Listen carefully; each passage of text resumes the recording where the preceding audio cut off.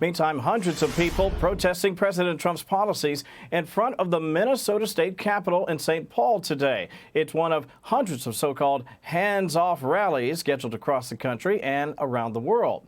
Madeleine Rivera, live at the National Mall in D.C. with the very latest on what's happening in the nation's capital. Hello, Maddie.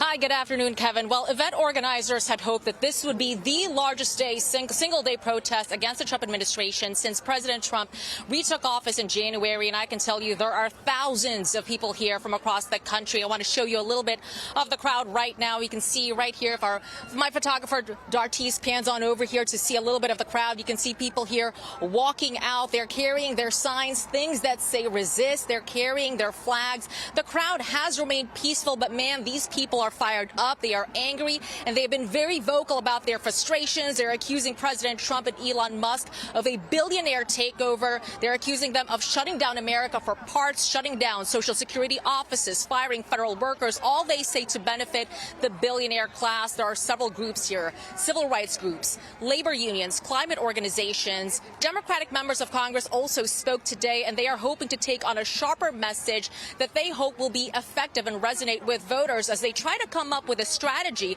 an effective strategy to counter the Trump administration. Here's Congressman Jamie Raskin. Vance and Musk, they may have access to artificial intelligence, but they've got no access to human intelligence. These founders of the Dark Enlightenment, as they call themselves, are no match for the founders of the actual Enlightenment. And you know, Kevin, these protests are happening across the country, but I spoke to one attendee who said she traveled from Boston to be here in D.C. so that she can deliver a message directly to the Trump administration. She thought that that would be more effective. But I have to say, Kevin, President Trump is not here, of course. He's in Mar-a-Lago.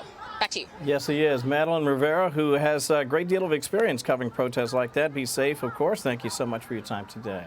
Hi, everyone. I'm Brian Kilmeade. I want you to do me a favor. I want you to click to subscribe to the Fox News YouTube page. This is the only way that I know for sure that you're not going to miss any great commentary, any great news bites, any great interviews coming your way on Fox. You can get it all here on YouTube. So subscribe right now.